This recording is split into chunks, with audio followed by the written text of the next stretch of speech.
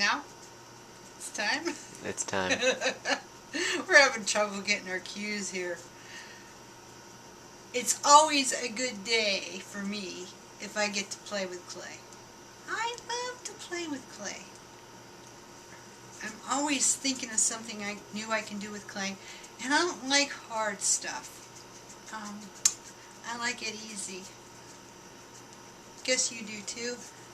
So anyway, you might wonder what I'm doing. I'm conditioning a piece of clay because I'm going to show you what I can do with Lisa Pavelka's Steampunk stamps. So that's what we're going to kind of do today, is we're going to texture stamp some polymer clay. I'm going to show you some stuff that I did this morning, some pendants and stuff I made, how to put some Gilder's Paste over top, what they look like if you put something like diamond glaze or glossy accents over top, that kind of thing.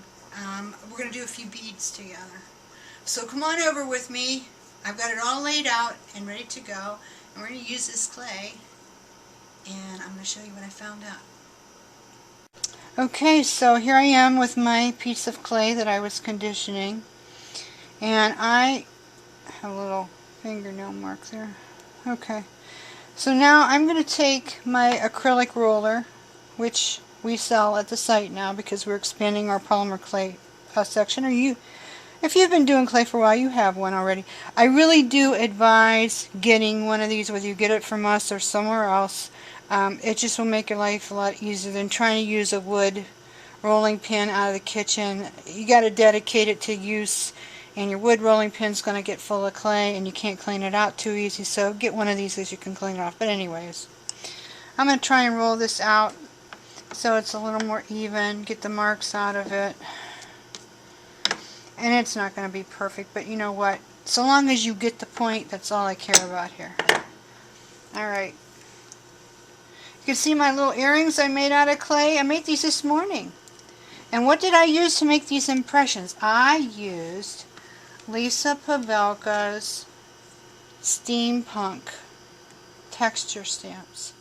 They're kind of cool. This one is the innie and this one is the outie. So these stick out, these emboss inward. I think I'll use the outie. Okay, so what I'm going to do, very simply, according to the directions, what they want you to do, lift this up and put this over, is just take where you want, which impressions that you want. I don't know, I kind of like this watch movement piece, so I'll just go from there. Put it over there, and you can either do it this way or the other way, like roll your clay onto it. You could do this. Maybe we'll do it this way just for the sake of, you can see where you're at a little bit better if you do it this way. And you don't want to roll it too much, just once over and once back is plenty. Pull it up, and now we have an impression.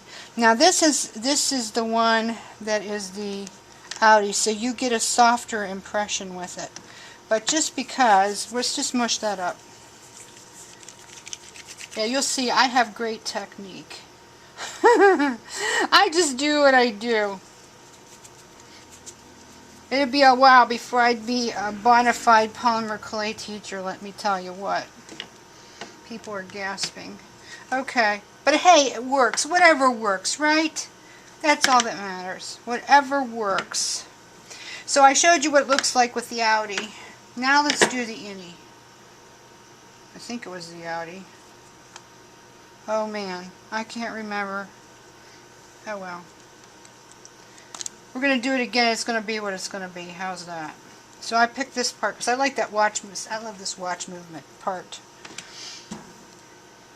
And I'm going to go over it and see, I went too hard. Don't do that. Just there we go. Take it off. There's instructions with it. Yeah, this is the innie. The innie makes a raised embossed surface. Okay. I could have done a better job with that, but I've got some things on here that I can use. I've got a really good gear. I've got this here.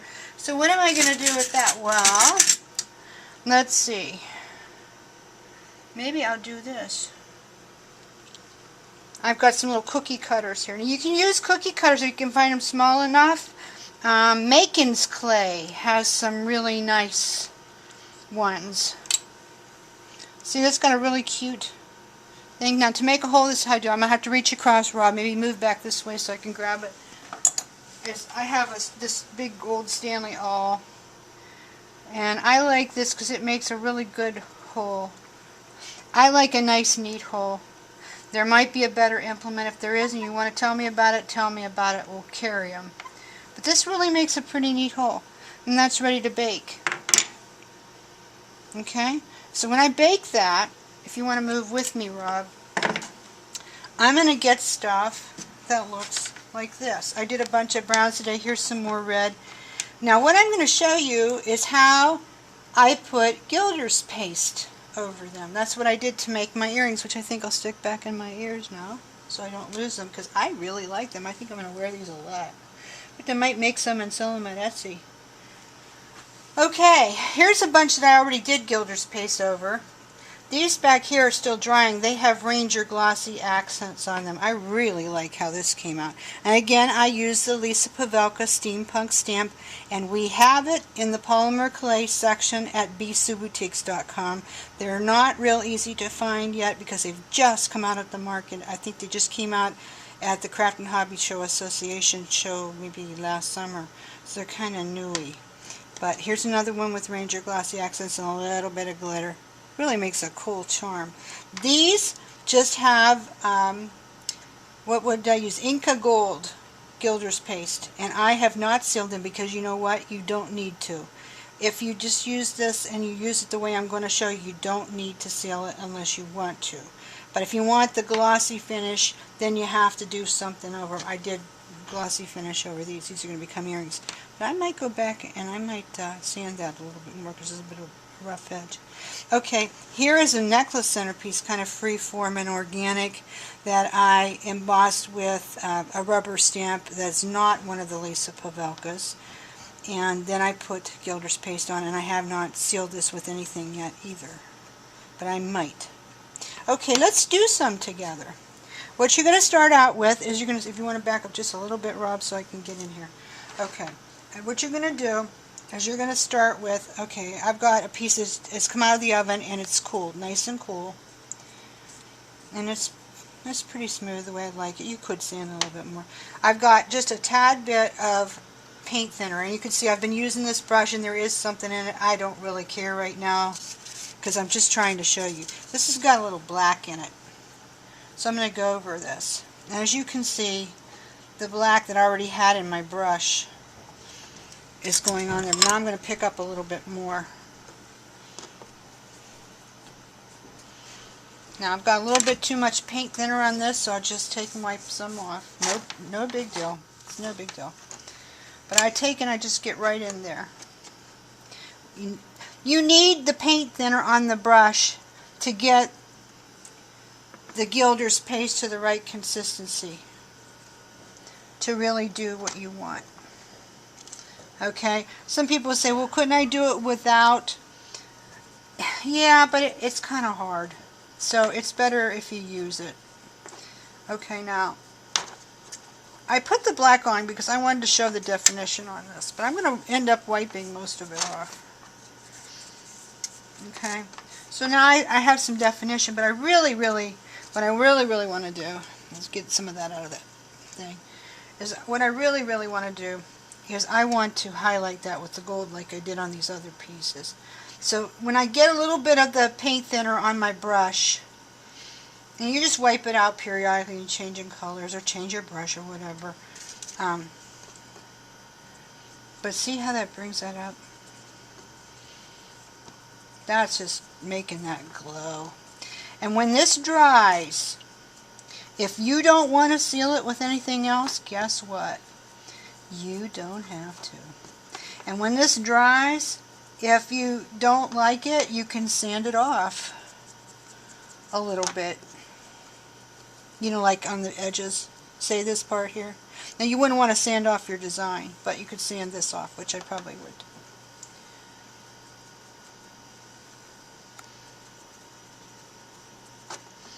But I'm giving you the gist of it. That's how it goes, okay? So let's do one of these brown pieces. Let's see. This is one I did with African bronze. Isn't that cool? So let's do one of these brown pieces with African bronze. Let me get the worst of that out of there. Okay, and now some more of the paint thinner stuff. And once again, since we're working in tones, you know, similar tones, it doesn't matter if a little bit's stuck in your brush. It just makes it more artistic looking. Okay, so let's go. I've got it in here. I've loaded my brush. This is kind of an olivey gold. Isn't that awesome? Isn't that awesome, you guys? And I love to get it along the sides. And then once again, when this dries, you really don't have to do anything to it. Now I might take a little bit of that back, just a little bit, because I like the brown. I want it to show through. But maybe I'll add a little bit of the ink and gold just for glow.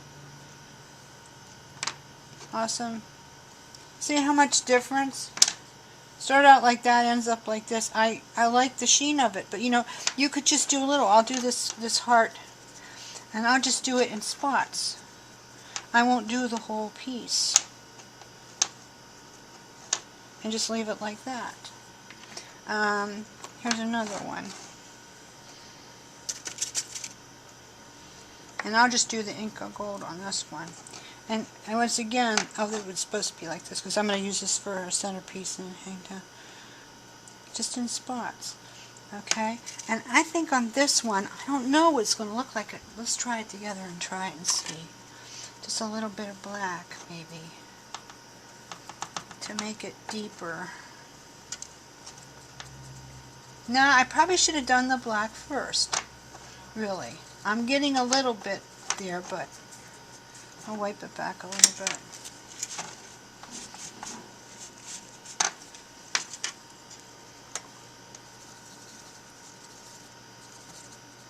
There we go. It really adds a lot to your stuff. Okay, let's try with black first on this piece and see what happens. Yeah, see? It's still got some of the bronzy, but it's got the black too. So that made it a really cool color. These could be nice pair of earrings, like the ones I have on, couldn't they? Yeah. So you kind of get the gist, don't you? How this goes? Let me try this one on here. Just do some. Ooh, there, see that? There's a little bit of black in the edge of my brush. So I got some of the gold and the black. Cool. Looks good. Okay, so now what I'm going to do is show you real quick before we run out of time. Rob, if you want to move this way with me. You might remember the video I did a couple of weeks ago on making the little bead drying tray. Okay, I'm going to show you how I do some beads on this with Gilder's Paste. And you can see I just left the wire up. If you don't know about this tray, go back in my YouTubes, because the directions are there. As you can see, I've just used a little hopper from the dollar store, and I've strung some wire across it that can fit my beads. And the reason I waited to put this on is because I wanted to show you start to finish how I put these beads on and how I do this. And it's really, really quick. So we're going to have plenty of time to finish it because it's so fast. So she says. And I'm going to show you a couple of new paints that I got in too. But I'm going to do these with Gilders. Okay. Alright, so I've got my brush. Put a little bit of the paint thinner on. And I'm going to go for a gold over these. So I'm going to get my brush and the ink of gold. Now, I have to be careful I don't get the whole thing gold. Basically, they just spin on there. And it just gives them a glow. It still shows the integrity of the... I've used a design stamp on these beads when I made them. So it still shows you the integrity of the design, if you will. Now what I can do is I can let these sit till the Gilder's Paste is good and dry. And then I can take diamond glaze or some glossy accents, or any kind of a finish. Sculpey satin, Sculpey glossy, we have both of them at the site. some kind of a finish. You wouldn't have to do it. That would be okay if you didn't. But I don't know, I kind of like a little bit of a satin finish on them. It gives them a, I don't know, a really pretty soft look. But this Gilder's Paste brings out, I used a tire tread texture stamp on that one, and it really brought it out. But it's really good. But this is how I do it, and that's why I like doing them, glazing them on this, because you spin them and you get a nice even bend, and all your overspin goes down in the bottom of it, so you have less mess. This one I got a little bit too much, I think, on, but still, it's going to work really good in a project. These are all going to be great when they dry. But this is how I do them, okay? Now, I'm going to set this aside, and I'm going to show you some beads that I did with a new product. This is Viva Precious Metal Color, and I have it in mother of pearl gold and silver, and there's also a green gold on the website. I saw this stuff at CHA last January and I loved it, and there was such a crowd around this product I really couldn't get any ordered. And then I found one of my suppliers started carrying it, and I was thrilled to get it. And this is what it looks like.